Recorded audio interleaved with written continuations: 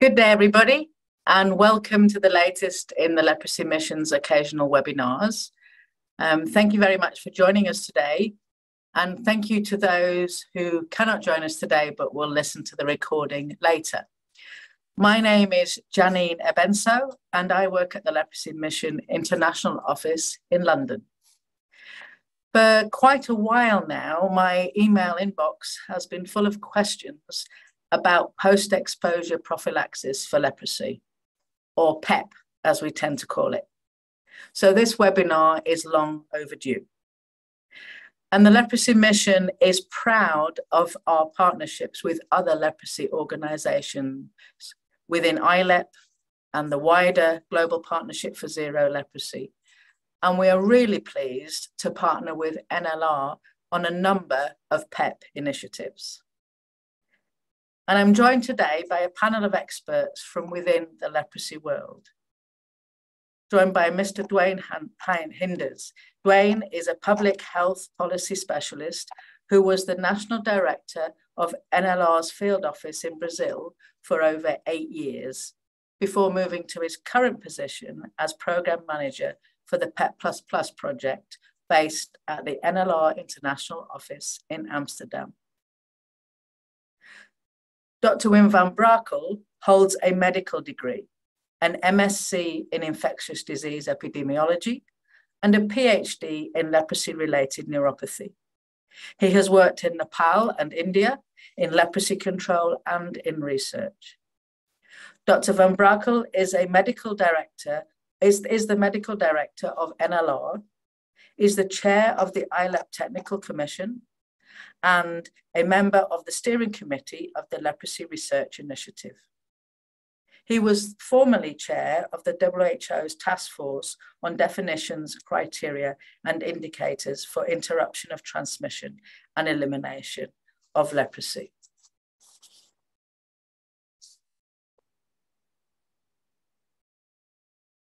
Dr. Epco Hasker is from the Tropical Infectious Diseases Research Group at the Institute of Tropical Medicine in Antwerp, Belgium.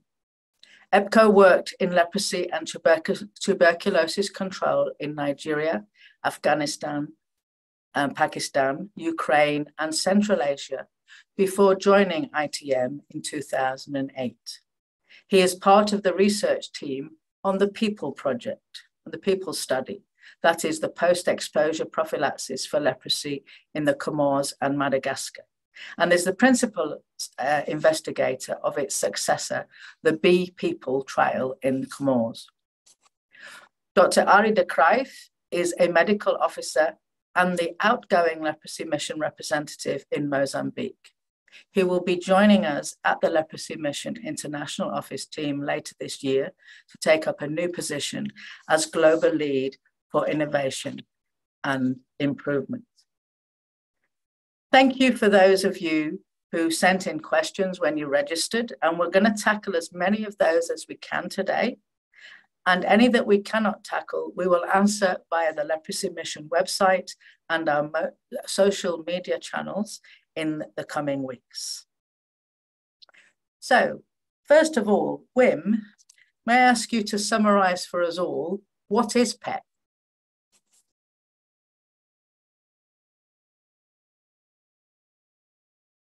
Microphone. Yes, thank you very much, Janine, and thank you for the invitation to be on this panel. And yeah, we won't be able to see who is in the audience, but it is great to be interacting with many people from around the world on this important topic. PEP is an acronym for post-exposure prophylaxis. In the case of leprosy, it refers to chemoprophylaxis. So for those of you who are familiar with other NTDs and their control, they usually talk about preventive chemotherapy. So it's a form of preventive chemotherapy. In leprosy, we usually use the WHO recommended regimen of a single dose of rifampicin. And a single dose of rifampicin kills more than 99% of all leprosy bacteria that might be in the body. I say might because we have no way of accurately estimating that, and especially in context of knowing that. And we are giving PEP also to people who may not be infected, because it is more efficient and economic from a public health point of view to be giving it to all contacts rather than trying to find out who is actually infected, since we don't have a quick and a field usable test recommended for that purpose at the moment. It's given to contacts of new leprosy patients, and when it is first implemented, the program may choose to only give it to contacts of new patients, or to actually backdate and include patients who are currently on treatment or even further back.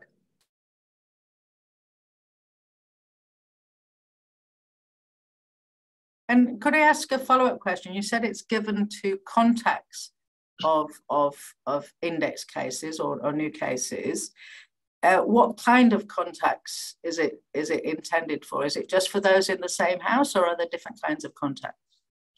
There are different contact groups, and generally speaking, the most commonly screened contacts in the leprosy field are household contacts, but also PEP is intended to be given to, say, neighbors and social contacts. There is a difference, though, in the effectiveness. Overall, we tend to quote this figure of nearly 60% effectiveness, which means in practice that the risk of developing leprosy among contacts who have received this single dose of rifampicin is reduced by 60%. But there's quite a big difference between those different contact groups. We know that closely related contacts, such as household members and blood-related contacts, are less well protected. About 24%, some people claim that is not even true because it's not statistically significant, the original data. The non-close related contacts, such as neighbors and social contacts, is nearly 70%. So there's quite a gap between that. What is also important to know is that in contrast to a vaccine, PEP does not offer longer-term protection. I often get that question, so why does it only protect for 2 years? I said, well, it doesn't. It only protects for 1 day, because rifampicin is in your body for 1 day, and you could theoretically get reinfected the next day. But because we treat the patients, what we call from the index case, with MDT, and we're actually taking out the sources of infection from the community or from the household. And therefore, the people who take PEP, they remain protected, but that is rather a combination of the PEP and the MDT given to the index case. Thank you, Wim. Thank you. So you've talked a lot about the effectiveness, and maybe we'll have some more questions a little bit later about that. Do you want to say anything else about the effectiveness at this stage? No, I think we may come back to it indeed. Yeah. Okay. Duane, a few people have asked about how much does this cost, because nothing comes for free. So how much does it cost to give a single dose of rifampicin to a contact? Thanks, Janine. Yeah, first of all, let me say thanks again to you and to Tim for setting this up. I think we've been talking about this for a long time, and so it's good to see that it's finally happening. As for your question, it's a bit difficult to answer because there aren't that many strong costing studies done so far. We have one cost-effectiveness publication by Dr. Anuj Tiwari. He was one of our partners at Erasmus Medical Center in Rotterdam. And he and David Blanc worked on a modeling project that took a lot of the data from the ILEP project in Dadra-Nagar Haveli in India and modeled it out over 25 years and basically came to the conclusion that it costs about $3 per contact. But that's really focused on the Indian context and based on the real costs in that study in that area. We need to replicate that in other contexts, maybe even with different methods in terms of how we model this, getting better data from the governments. so that we see how much it really costs in different contexts. And perhaps EPCO also has some data on that from the People Project.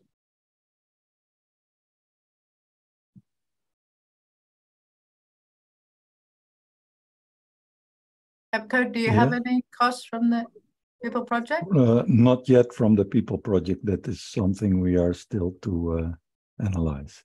Yeah, I think I'm right in saying that at the moment we don't have a central source of SDR coming through, for example, in the same way we have for MDT. Mm-hmm. So I know from the PEP Plus study that we're doing together, the actual cost even of the capsules or the suspensions for the children differs depending which source you go to, and it can be quite a big difference, can't it, Duane? Yeah, it's a massive difference between being able to purchase in India and if you need to export it to different countries. So yeah, that's one of the main variables in trying to come up with an accurate costing estimate. And sort of related to that, many of my fundraising colleagues would like to be able to give the business case for PEP and to say, okay, we want to treat every contact in the entire world that we need to. Do we have any kind of idea of what the projected cost of that would be? Yeah, again, what we have is Anucha's article, and basically over the life of the model, it comes out to cost about $2,800 per case averted. But that cost is very high in the first few years because of the initial investment in terms of setting up a distribution system, training health professionals, etc.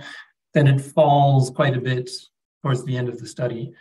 So in that sense, it's cost effective basically after 5 years. So that's something to focus on and discussing with government partners, that really in terms of disability adjusted life years, the saving is really massive. And so in the end, within a few years, it's already cost effective. But the actual totals that a government would have to invest, it really depends on their actual structural costs and their own human resources and distribution system. Okay. You've used a phrase there that maybe some people who are listening don't understand, which is disability adjusted life years. Are you able to explain that in a couple of sentences for folks? Yeah, basically it's just an effort to, or a measurement to see, okay, for each year of disability that a person experiences over their life, what is that cost to the overall economy, to the person affected? And so for someone with a severe disability who couldn't work at all afterwards, each life year afterwards augments that total of the period. Thank you. So it's not just saving costs for today, as you said, it's looking across the whole life course of an individual and a number of individuals in a community. Thank you. The current recommendation that we have from the World Health Organization is that programs do roll out a single dose of rifampicin as PEP, and that's based on the findings of the COLEP study, which was the field data was from our Bangladesh field in the northwest of Bangladesh, and that was first published in 2008. And that concluded that a single dose of rifampicin given to the contacts of patients with newly diagnosed leprosy is effective at preventing the development of clinical leprosy at 2 years. It said the effect was maintained, but no difference was seen between the placebo and rifampicin groups beyond 2 years. Wim, you've already made a comment similar to that in an earlier response, but EPCO, do we know anything about maybe the longer term effect of PEP beyond this 2 years that COLEP published? Yeah, indeed, there's a lot of misunderstandings about this 2 years thing. And as Wim said, it's in fact, it protects for 1 day, and you can be infected again the day after. But of course, you do not just give PEP, you also treat the potential index case. So the person, you take away the source of transmission, and at the same time, those who are already infected, you try to stop it right there before they can progress to disease. And what has been shown in the COLAB trial over longer follow-up, that if you look after 2 years, you see this 50 to 60% protective effect. Of course, if you do not continue to intervene, if these people are again exposed to a leprosy patient, but you do not again give them prophylaxis, over the long run, they are no longer protected from the PEP that they took 2 years ago. So in the long run, what you see is that their leprosy risk increases again to the level of the community around them who have not taken the prophylaxis. But what you do not see is an increase, because you might also be worried that with your single dose rifampicin, perhaps you have just postponed the onset of the leprosy. In that case, you would expect to see an increase among the people who had been given the post-exposure prophylaxis in the years after. But that is not the case. So they simply go back to the level of the surrounding community, which means you have actually prevented cases. Okay, thank you. Can I just ask a clarification question there?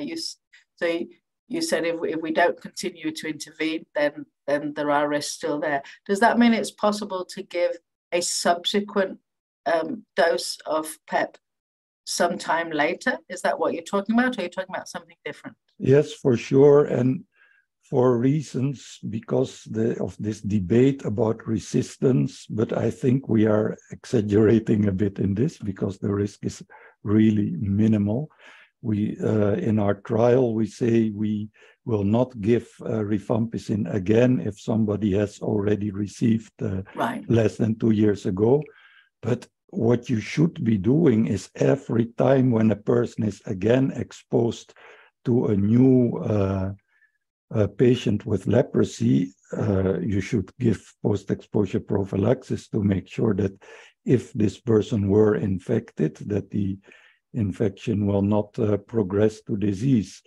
Of course, it's not a matter of days, but a month, years.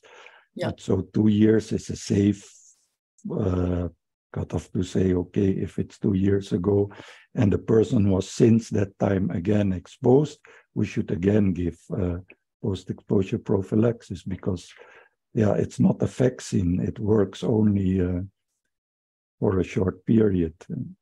Okay. Thank you.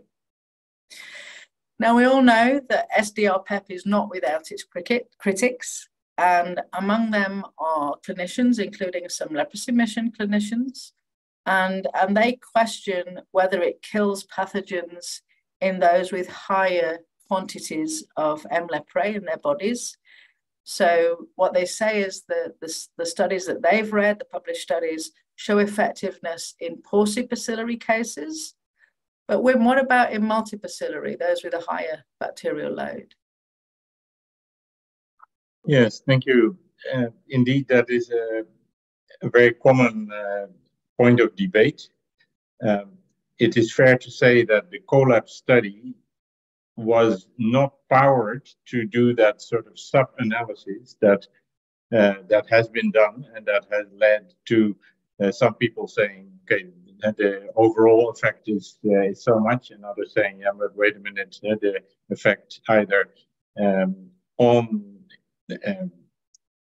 index contacts of index cases who are multibacillary, or in fact on developing multibacillary disease among contacts who have received PEP, there is a difference. And I think if you look at the data, then indeed there is a difference in the sense that the effect is stronger in preventing PB leprosy than MB leprosy, and also the effect appears to be stronger in contacts of PB patients than contacts of MB patients.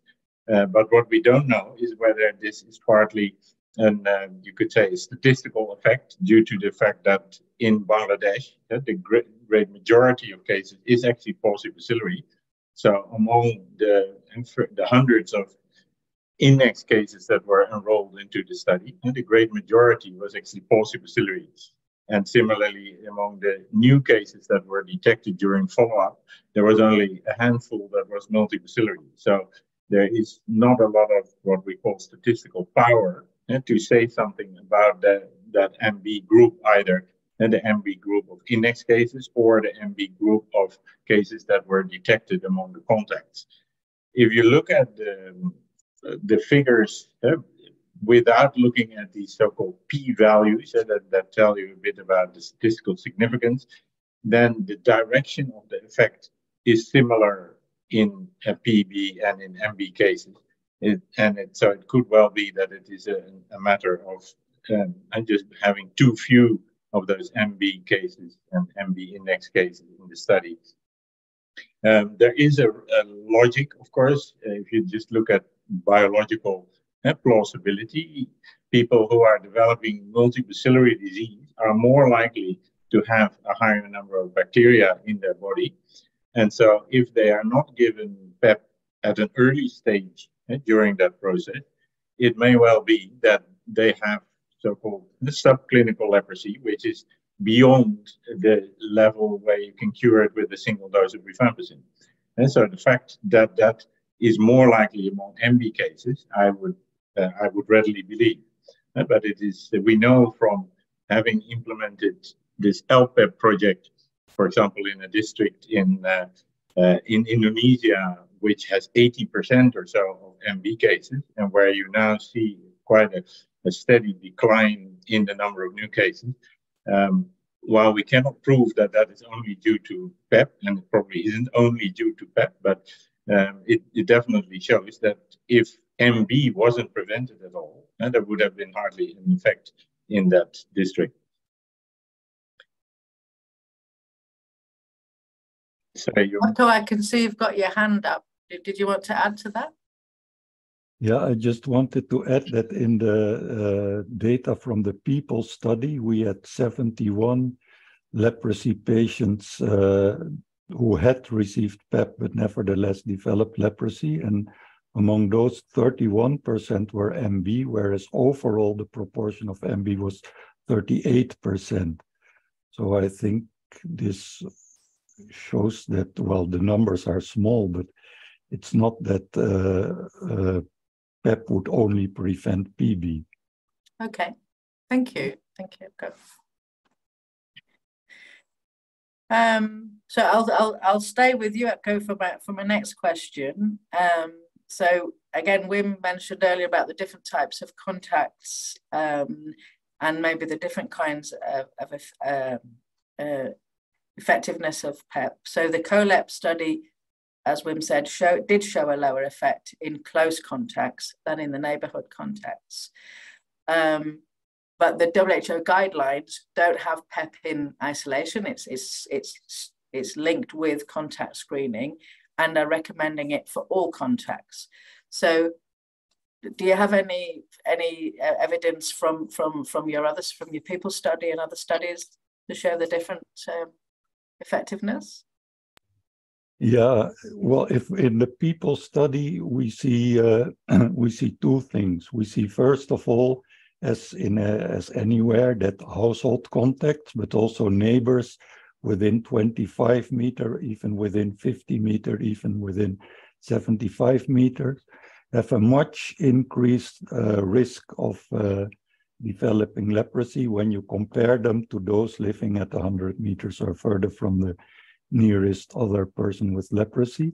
So the close contacts are definitely at by far the highest risk. Mm-hmm. And then if you reduce that risk by 50 or 60%, they will still be at higher risk than the people living further away. Yeah.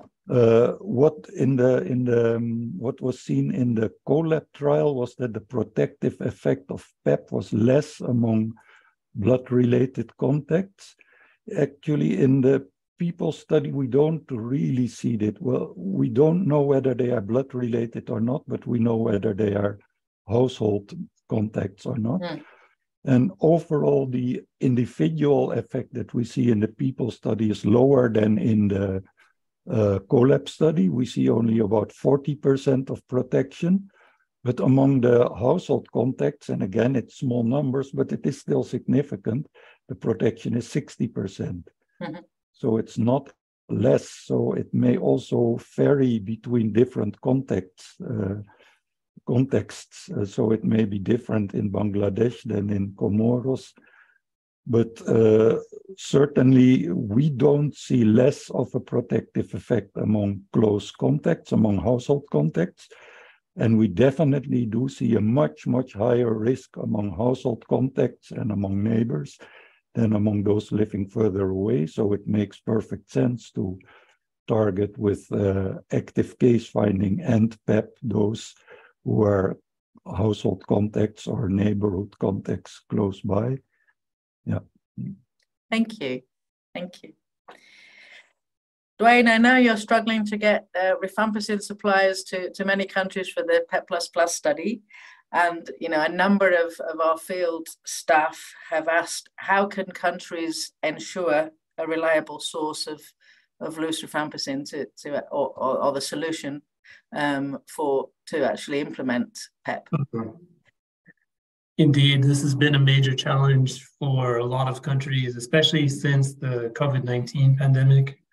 That was really a turning point in the availability of rifampicin. And I want to give a quick shout out to Anna Schoenmakers, our colleague here at NLR. She's been working on this issue incredibly hard over the last couple of years.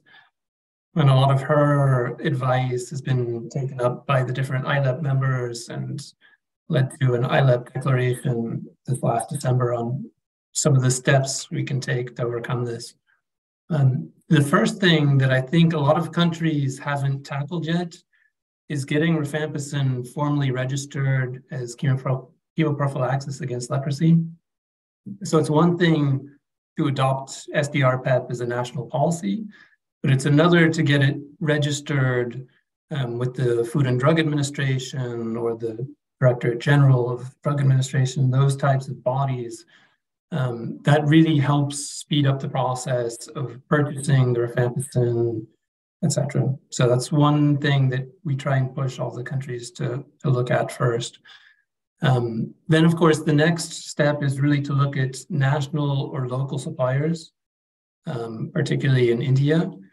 But the funny thing is, even in India, where they have access to rifampicin much more easily than any other country, really, there's no central purchasing process. So each state is going through its own procurement process. And so it's even in India where you would think, okay, that's the one place it must be easy to get, it's still a challenge. So if you do have a national supplier or producer, like in Indonesia, several other countries, then that's a great approach. The second option is working through the Global Drug Facility, and that's set up by the WHO and the Global Fund, which means it has to be ordered through the Federal Ministry of Health and the Tuberculosis Program. But if they can make a joint order for leprosy and tuberculosis, then that's a good option. And then the next approach is importation.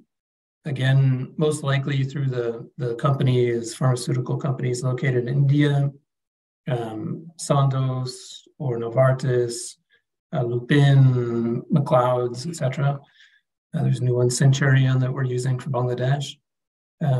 But of course, that's not an easy process. I mean, a lot of times they only want to deal with larger orders. And so you also have to deal with the government purchasing processes, etc. So it's not an easy process indeed.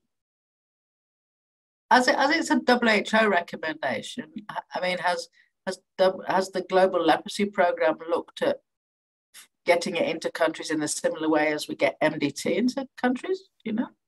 Yeah, they know it's an issue, and I think they're trying to help through the through the global drug facility approach.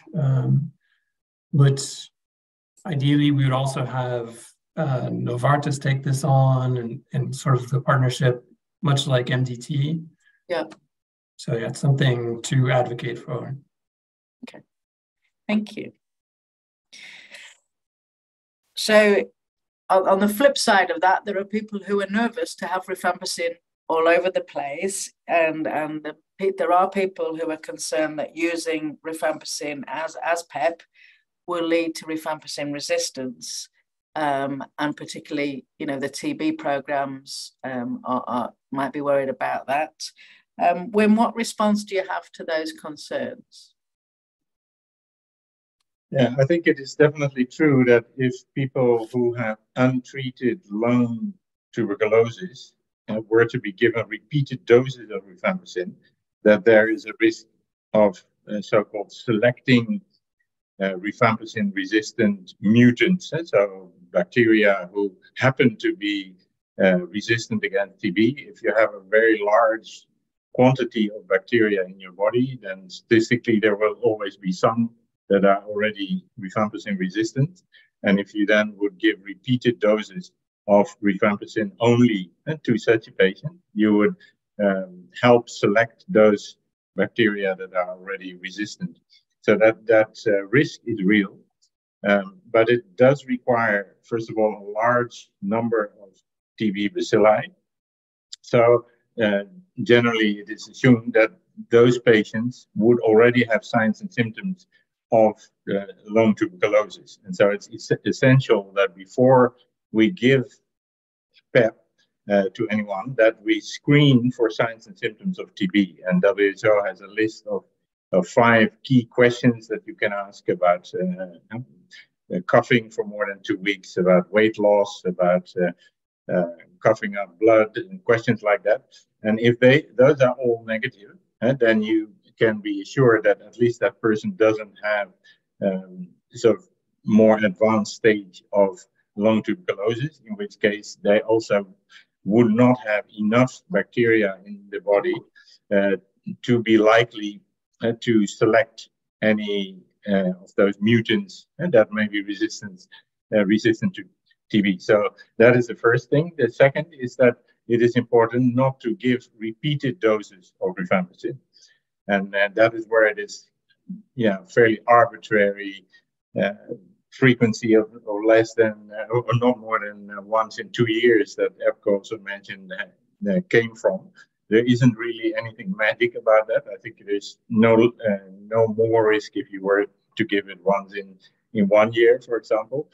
The point is that if it's only a single dose, then the risk of that leading to selection of resistant bacteria is negligible. And that is not something that we have thought up, that statement, but we convened a panel of experts in multi-drug resistant tuberculosis before we started with the PEP Plus project, and they were of that opinion. So they said, as long as you screen out people who may have TB already, if you don't keep on giving rifampicin single doses, then the risk of inducing TB or rifampicin resistant TB is really negligible. Thank you. Thank you. And Rebecca, I've just picked a related question from the Q&A panel. I mean, apart from the resistance we've talked about, does taking rifampicin have any risks attached to it? Could it cause any harm to a person? Well, there are certain known side effects, of course, which are not harmful, like people might get red discoloration of urine, and that can be quite troublesome to people if they haven't been warned about that. But if they have, then that is transient and not a problem. There are some rare, more serious adverse events, as we call them, and although they are very rare, if you give rifampicin to enough people, then there will be 1 or 2 who develop that. We had recently a woman in Brazil who developed a condition called thrombocytopenia. So her blood platelets went down to very low level. She developed some bleeding in her skin, for example, and that is a known rare side effect. And so, in this case, that was she was taken to the dermatologist, consultant dermatologist of the team, and then she was admitted. And I wasn't actually sure whether she had dengue or whether it was due to the drugs, but she tested negative for dengue, so it might have been a rare instance of this condition caused by rifampicin. And of course, in that situation, she should not be given rifampicin again. Thank you. Epco, back to you. The WHO recommendation is for a single dose of rifampicin, and there's the protocol or the SOP for that. The people study that you're involved in is evaluating the impact of 3 different approaches to delivering SDR PEP on leprosy cases or in highly endemic villages in the Comores and Madagascar. Can you tell us a bit more about the people study and what you're finding, what the results are? Yes, thanks. Actually, there were, if you look at the published literature, there were 2 big studies about rifampicin post-exposure prophylaxis. One was from Indonesia, where whole islands had been randomized to receive either nothing or rifampicin for close contacts only, or blanket treatment of the whole island.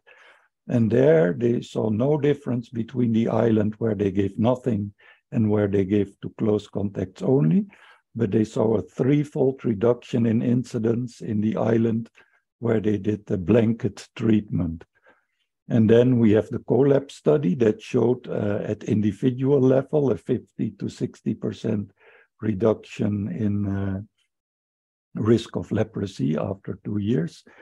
And then in the people trial, we wanted to see in an environment with a very high incidence, which is Comoros and also a district of Madagascar. We wanted to see which of these different approaches will work best there. So we randomized a population of it's 64 villages, and now we are at about 110,000 total enrolled. They were randomized into 4 arms, one in which we gave, we just did annual door-to-door screening and treatment of any leprosy patient identified. In arm 2, we did the same, but we also gave post-exposure prophylaxis, a single dose of rifampicin, but at double the regular dose. So instead of 600 milligrams for an adult, it was 1200. But single dose was given to household contacts. Then in arm 3, we gave the single dose. We also did the yearly door-to-door screening treatment of patients. And we gave a single dose, not only to the household contacts, but to anyone living within 100 meters of any index case. And if that was more than half of the village, we would cover the entire village. So a blanket approach. And then in arm 4, we also did the yearly door-to-door screening. We treated all the newly found patients. All the household contacts were given rifampicin prophylaxis, but also anyone living within 100 meters and testing positive to PGL1. PGL1 is a serological marker for infection with M. leprae and selects in particular people evolving towards the multibacillary side of the spectrum. And theoretically, these might even be people transmitting already even before they became symptomatic, because they evolved towards the multibacillary side. So we gave post-exposure prophylaxis to anyone testing positive to this PGL1 marker living within 100 meters and to all the household contacts. And then we followed up for 3 years.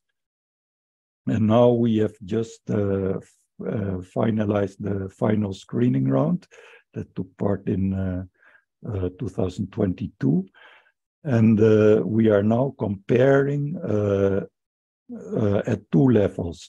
The principal outcome of the study is the effect at village level, to see whether the villages in arm 1 have a different incidence than those in arm 2, arm 1 to arm 3, and arm 1 to arm 4. And there, well, it was a bit disappointing. We did not see the effect that was described in Indonesia. We saw in arm 2, we saw almost no reduction at village level. In arm 3, we saw about 21% reduction, but by no means statistically significant. And in arm 4, we saw 34% reduction, but again, by no means statistically significant. Now, there was one issue here that our randomization was based on the reported incidence over the preceding 5 years. And when we did the actual baseline survey and immediately then also the first intervention round, we noticed that just by chance in arm 1, we had by far the lowest baseline prevalence. So before any PEP was given, the prevalence was much lower in arm 1. In arm 3, it was almost twice as high. Now, if you take that into account, if you control for baseline prevalence, then in arm 3, we saw a borderline significant reduction of about 50%. But then, of course, the debate will always be, should you or should you not control for that baseline prevalence? We also looked at individual level, and at individual level, we saw roughly a 40% reduction in risk of leprosy among people who had received post-exposure prophylaxis, and that was after controlling for distance to the nearest index case at baseline, because of course we targeted particularly those who live close to an index case, and we know already from before that they are anyhow at the highest risk, so we controlled for that. We also controlled for confounding by age and gender. And then we arrived at roughly a 40% protection at individual level. These are the pre-final data. Thank you. And throughout the panel has been speaking, Tim has kindly been putting some references in the chat. For those that work with the leprosy mission, they will be up on glass cubes. For external people, we'll get them up on our social media channels and through other ways so that you can have them. Ari, let me ask you, as our field worker on the ground, trying to figure out what all these published papers mean on the ground, you're based in Mozambique, and you've been involved in another joint initiative between the Leprosy Mission and NLR, and that's the Ready for PEP project. So as a public health manager, controlling leprosy in Mozambique, what are the opportunities and what are the challenges of SDR PEP in national programs? Yeah, thank you, Janine. Yeah, except for the potential advantages that we see in giving prophylactic treatments to those where it will have an effect, one of the main opportunities we felt was that it created some much needed momentum for improving the contact screening and active case finding initiatives in the country. Of course, PEP is not a substitute for a good running program, and active case finding initiatives and contact tracing should, of course, be at the heart of what we do. So anyway, some of the challenges that we encountered were specifically the logistics of linking contacts to the healthcare system, including registering and tracking those contacts and information systems around that. Secondly, the need for effective stock management controls of MDT and rifampicin, which is often a weak point. One of the concerns was if there was rifampicin available loosely on clinic level, it would be easy maybe to be used and applied, and it could find some side exits to the market in some way. So one's control systems, I think, is very important. And PEP is not a magic bullet, but the success of it, I think, will depend on how it can add value to the strengths that we have in the system, the leprosy control systems, or it might amplify some of the weaknesses that we have in medicines control or in coverage or in partnerships, as it adds some additional burdens to the control system and that we need to contend with. But maybe we should see that as an opportunity to have conversations with the programs where we work in to see which areas of the system we need to strengthen or restructure as needed. Because if it's the mainstay is still a well-running program that does good active case finding to make sure that those indications that's spreading the disease is found before we put PEP on top of that. Janine. Thank you.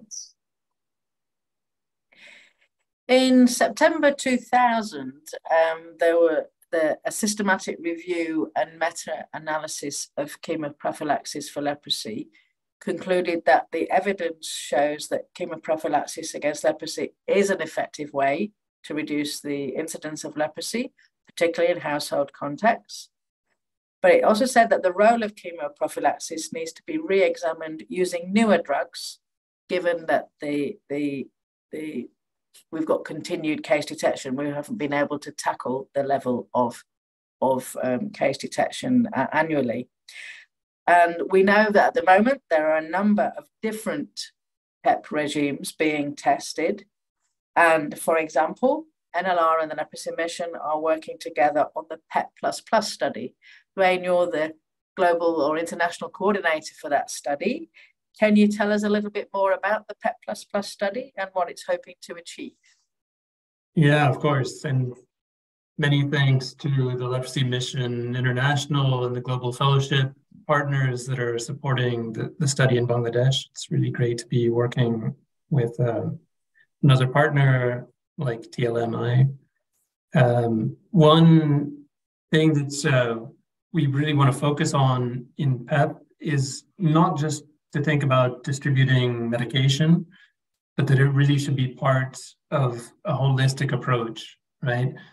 And so while most people think of PEP Plus as the clinical trial, where we're looking at the increased effectiveness of a new regimen, which is rifampicin plus clarithromycin, and given in 3 doses, we really look at this as a wider study going across a number of different interventions. So not only were we mapping the communities to see where the hotspots are, where we can focus blanket campaigns in the future to see we can make a massive reduction in those hotspots. We also do leprosy perception study to see where the gaps in knowledge are, where the misconceptions are in the community. And then we have a community education and behavior change approach to try and tackle the stigma in the communities or those gaps in knowledge. But it also really helps to increase the acceptance of giving PEP. So when people know that there's leprosy in the community, that there is a tool available to help them prevent it, then it's really quite helpful in terms of getting them to actually consent to participating in the study.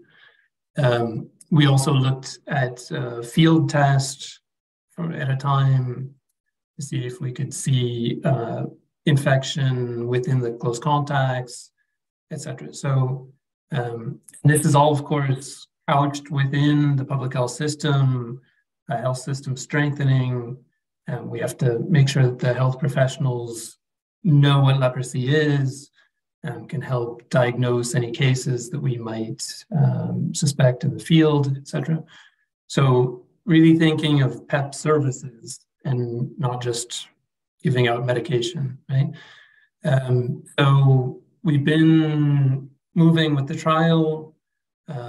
It's been going on in Brazil for quite a long time, but of course, difficulties in the field there. And so it's really moving ahead quite nicely in India and Nepal, and hopefully very soon in Bangladesh, once we clear a couple of these bureaucratic hurdles. And then, like EPCO was mentioning about the people trial, once we finish the intake, then we'll need a couple of years to follow up and see who has developed leprosy, and then do the population analysis, but also individual level analysis. And we're hoping that the PEP plus regimen is 80 to 90% effective versus the 55 to 60% we see in SDR PEP. Thank you. So when you describe it, it's much more than a clinical trial of drugs. It's a holistic package as well. So that's really good. Thank you. Thank you. I was recently at a meeting in Ethiopia, and Ari was there actually as well. And one of our clinical colleagues expressed concern about mass administration of rifampicin in countries that have mycobacterial diseases. And we know that when delivered through a program like the national program, we can have the controls in place to make sure that rifampicin and other drugs are delivered properly and monitored for things like looking for things like TB that you said earlier, Wim. But if the message is that PEP is a good deterrent and it's then made freely available, is there a worry that it could be just used without a control and then cause problems such as resistance, but possibly other problems as well? Wim, anything to say about that? Yeah, I think if rifampicin was just available over the counter, or if we were to give bags of rifampicin to community health workers or so to distribute, then that risk is definitely there. But I think mass drug administration is different from medicine being freely available. Right. And there is blanket campaigns should be part of PEP programs, and PEP programs should be part of the National Leprosy Program. And we should not have some separate programs that dish out PEP. It should just be embedded in the national program. And in those settings, the giving of rifampicin is also specifically targeted. And according to the guidelines, giving rifampicin, just like we do with the monthly dose of MDT, should be supervised. And it's only given in areas where, in the case of, say, a blanket campaign, where a cluster has been demonstrated, and EPCO very nicely told us how that could be practiced based on the distance of people living to the nearest index case. But there is no way that we are going to sort of dish out rifampicin or make that freely available. And actually, TB programs have done a good job in the sense that they've been able to curb the free availability of rifampicin on the open market. And I think that is by far the most effective means of countering that risk, much more so than doing anything for or against PEP. Thank you. Thank you. So we've heard, we know that there's the PEP Plus study and others studies taking place looking at multi-drug PEP, so as opposed to just using rifampicin alone, but using different PEP. Some of my African colleagues were saying, well, what about us in Africa? So are there some multi-drug PEP trials going on in the African continent? EPCO, do you want to start with a response to that? Yes, there certainly is one. If you call two drugs multi-drug, that's still subject for debate perhaps. But in Comoros, in succession to the PEOPLE trial, which ended end of last year, we have now started a new trial, which we call the PEOPLE trial, the bedaquiline enhanced post-exposure prophylaxis for leprosy. And in this trial, we have selected villages on 2 islands of Comoros, and we have randomized them only to 2 arms. In one arm, we provide just the standard rifampicin prophylaxis as recommended by WHO. In the other arm, we provide a combination of bedaquiline and rifampicin. And if the persons are household members, we even give 2 doses. We repeat it again 4 weeks later. Now, the persons we address with the PEP in the B people trial is eligible for PEP is anyone living within 100 meters of an index case. And if that is more than 50% of the village, it will be the entire village. And we have a look back period of 5 years. So we expect that during the first round, entire villages will be eligible. So they will receive either just rifampicin, or they will receive rifampicin plus bedaquiline. And we will follow up for 3 years and then see if we see a bigger effect than the one we saw in the people trial. Thank you. Do any of the panel know of any other trials that might be happening in Africa with new PEP regimens? No, I see shaking of heads. Okay. Okay, we're fast running out of time, so need to round up. But I think I'm going to do a quick round of each of the panelists and ask each of you to give one key message or one take-home message for those listening that you want them to take away. So, Epco, I'll start with you. What's the one key thing you'd like to say? Well, I would say PEP is not a magic bullet, but if we combine PEP with really well-targeted screening and treatment of leprosy cases, then we can achieve a lot. Thank you. Ari, what about you? Epco took the words out of my mouth nearly, but yeah, just to say, let's use it as an opportunity to make sure we improve systems in our conversations with health departments, that we look at how can we improve the quality of our systems and the coverage, which is often very much lacking, and that we create some dynamics to improve the quality and the coverage of active case finding, and then on top of that, contact tracing and impact. Thank you. And Duane? Yeah, I would say that sometimes countries think that perfect is the enemy of good, right? And so, you know, we hear in Brazil all the time that they don't want to implement SDR-PEP for a number of reasons, and they're sort of waiting for PEP++ to come on as this magic bullet. And but thinking in terms of, okay, we have a tool that works well for the majority of the population, should get started with that, and then hopefully we'll have more tools as we go along, whether that's bedaquiline or PEP++ or rifampicin.